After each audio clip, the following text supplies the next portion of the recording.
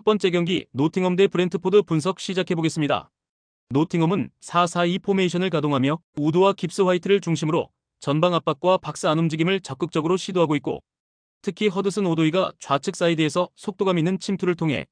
상대 수비와 미드필더 간격을 벌리는 데 능하며,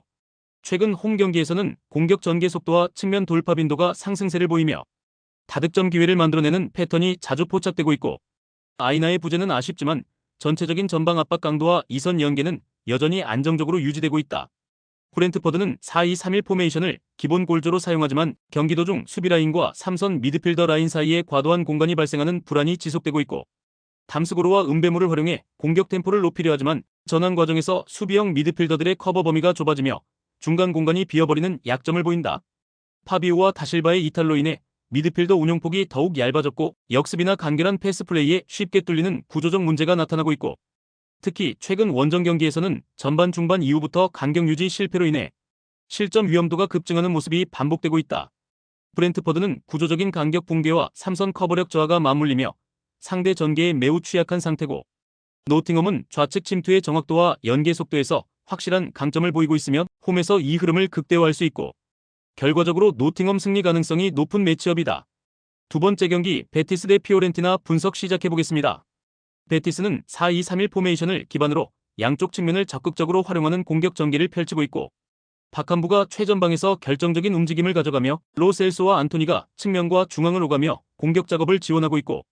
특히 풀백과 윙포워드가 동시에 측면에 배치되면서 상대 수비를 넓히고 하프스페이스 침투를 적극적으로 시도하는 전술을 구사하고 있고,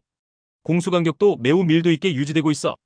역습 전환 시 볼이 원활하게 전방까지 전달되는 과정이 매끄럽게 이어지고 있다. 피오렌티나는 3-5-2 포메이션을 기반으로 3백과 윙백 조합을 활용하고 있고, 모이스킨과 구드문드손이 최전방을 맡고 있으며 만드라구라가 중원에서 패스를 조율하고 있고,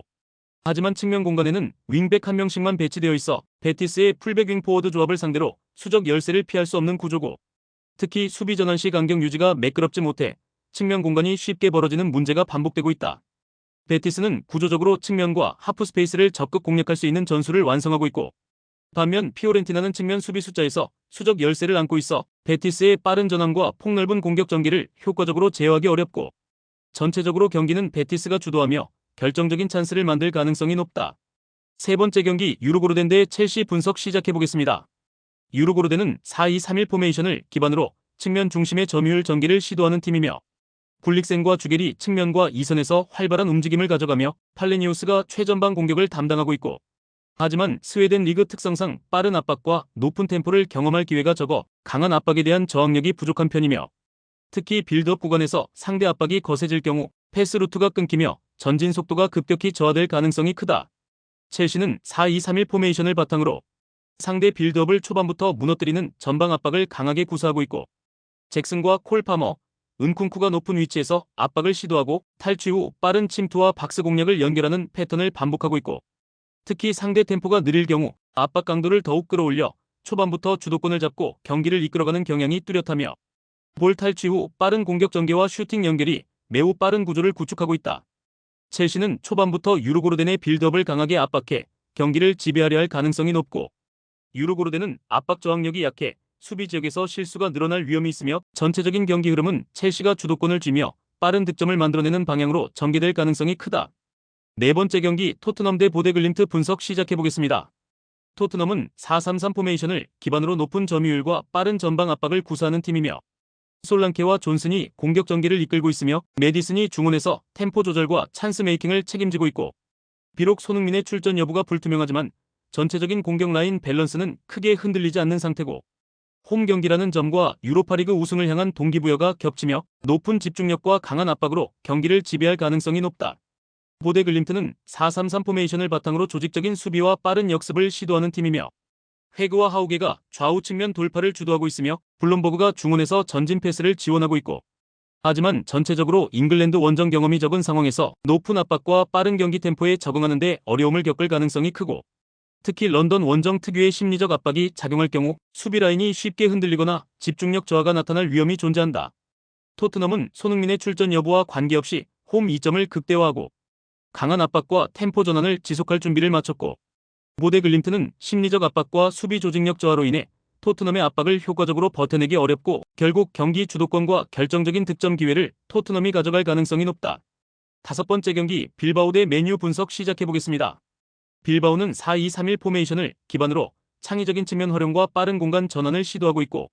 오이안 산세트, 알렉스 베렌게르, 마로안 산나디를 집중적으로 오른쪽 측면에 배치한 뒤 상대 수비를 이쪽으로 유도하는 전략을 구사하고 있고 이후 반대편에 위치한 니코 윌리엄스에게 빠른 오픈 패스를 연결해 1대1 돌파를 통한 아이솔레이션 상황을 적극적으로 만들어낸다. 특히 니코 윌리엄스의 개인 기량이 최근 절정에 달한 만큼 이런 패턴은 득점 찬스를 극대화하는 핵심 전술로 자리잡고 있다. 맨유는 3-4-3 포메이션을 가동하며 3백과 윙백 조합으로 수비를 구성하고 있고 호일룬과 가르나초가 공격 전개를 이끌고 있으며 브루노 페르난데스가 중원에서 플레이메이커 역할을 수행하고 있고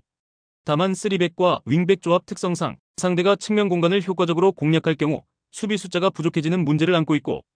특히 윙백이 오버래핑에 나선 이후 뒷공간 커버가 늦어지는 상황이 자주 발생해 니코 윌리엄스 같은 개인 돌파 능력자에게는 매우 위험한 구조다. 빌바오는 오른쪽 밀집 전개 후 반대 측면 아이솔레이션을 통해 공격을 전개하며 니코 윌리엄스의 개인 기량을 최대한 활용하는 전략으로 상대를 흔들고 있고 반면 맨유는 구조적으로 측면 공간 커버에 취약한 상황이라 전반적으로 빌바오가 경기 흐름을 주도하며 결정적인 결과를 만들어낼 가능성이 매우 높다.